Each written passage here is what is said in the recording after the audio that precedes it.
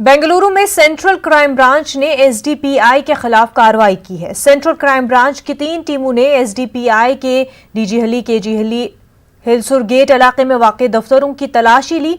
ख्याल रहे कि गुज़िश्ता महीने बेंगलुरु तशद्दुद फूट पड़ा था। इस मामले में 50 से ज़ायद एफआईआर दर्ज की गई है, जबकि 350 अफराद को पुलिस ने गिरफ्तार किया है।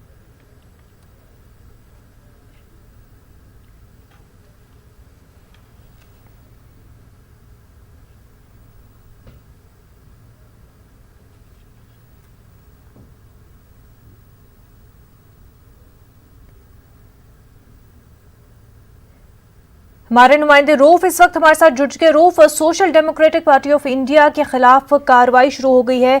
क्राइम ब्रांच ने जो है छापेमारी शुरू कर दी है। जी देखिए, आज सुबह 11:30 बजे अचानक सीसीबी के अहलकारों ने, सीसीबी की टीम ने एक वक्त बेंगलोर में मौजूद एसडीपीआई के 3 दफ्तरों पर छापे मारे हैं।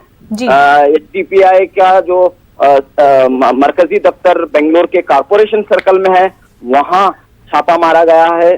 केजे हल्ली और डीजे हल्ली दफ्तरों में जहां पर तशद्दुद फूट पड़ा था, वहां के एसडीपीआई के दफ्तरों पर भी छापामार कार्रवाई हुई है और सर्च ऑपरेशन जारी है। वहां के जो डॉक्यूमेंट्स हैं या जो भी कंप्यूटर्स में जो तफसीलात हैं, वो तमाम चीजें जो है सीसीबी के पुलिस अहलकार हासिल कर रहे हैं। जैसा कि हम जानते हैं कि इस पूरे मामले की जांच जो है सीसीबी यानी तशद्दुद का जो मामला हुआ है, उसकी जांच सीसीबी की जानिब से की जा रही है।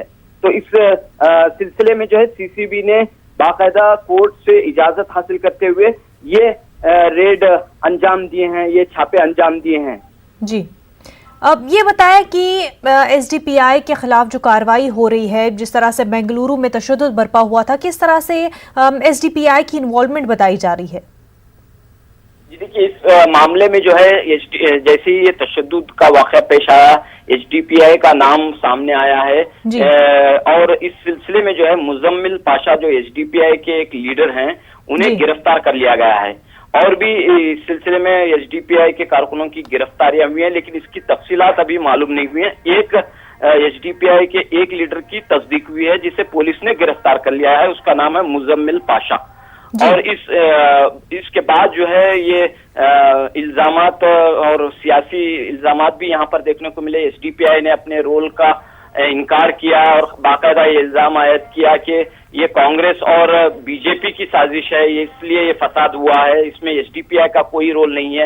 एसडीपीआई के सदर इलियास तुम्बे ने 4-5 दिन कबल प्रेस कॉन्फ्रेंस करते हुए ये बात कही। लेकिन आज जो है सीसीबी ने एक बड़ा कदम, एक बड़ी कार्रवाई करते हुए एक साथ एसडीपीआई के 3 दफ्तरों पर छापे मारे हैं। जी बिल्कुल। रूफ, ये बताया कि असल जो पोस्ट जिससे ये तशद्दुद भरपा हुआ था, वो पोस्ट जिसने किया था उसके भी कहा जा रहा था कि उसके भी पॉलिटिकल लिंक्स है। जी देखिए, यहाँ पर इस पूरे मामले में जो है कई 350 से जायद अफराद को पुलिस ने गिरफ्तार कर लिया है। इसमें जो है चंद जो कलीदी मुल्जिम हैं, उसमें चंद एक अहम नाम ऐसे भी हैं जिनके सियासी ताल्लुकात हैं, चाहे वो कांग्रेस पार्टी से क्यों न हो। यहाँ पर हम देख रहे हैं कि बेंगलोर के साबिक मेयर संपत राज के करीबी अरुण राज को पुलिस ने गिरफ्तार किया है।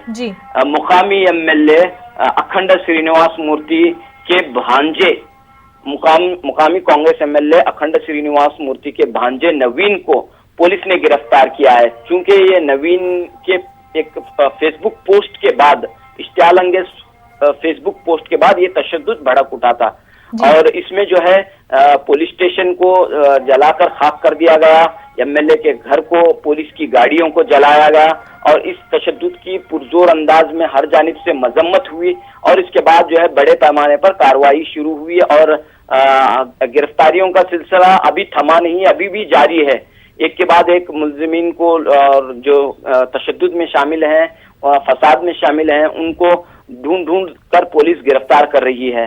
तो इस एक जानिब इस गिरफ्तारियों पर तशवीश का भी इजहार किया गया है। मैं बताता चलूं कि 11 अगस्त को जब बेंगलुरु का ये तशद्दुद भड़क उठा था तो उस वक्त जो है बड़े पैमाने पर जो है माली नुकसान हुआ और साथ में पुलिस फायरिंग में 4 नौजवानों की मौत हुई। और इस पूरे वाकये की जांच जो है यानी कि तशद्दुद के वाकये की जांच सीसीबी कर रही है और पुलिस फायरिंग की जांच मजिस्ट्रेट इंक्वायरी की जा रही है पुलिस फायरिंग के लिए। तो 2 सतह पर इंक्वायरीज हो रहे हैं इस वक्त और अब इसी इंक्वायरी का एक क्या हिस्सा है आज जो छापे मारे गए हैं एसडीपीआई के दफ्तरों पर। बिल्कुल रऊफ, बेहद शुक्रिया तमाम तफसीलात के लिए।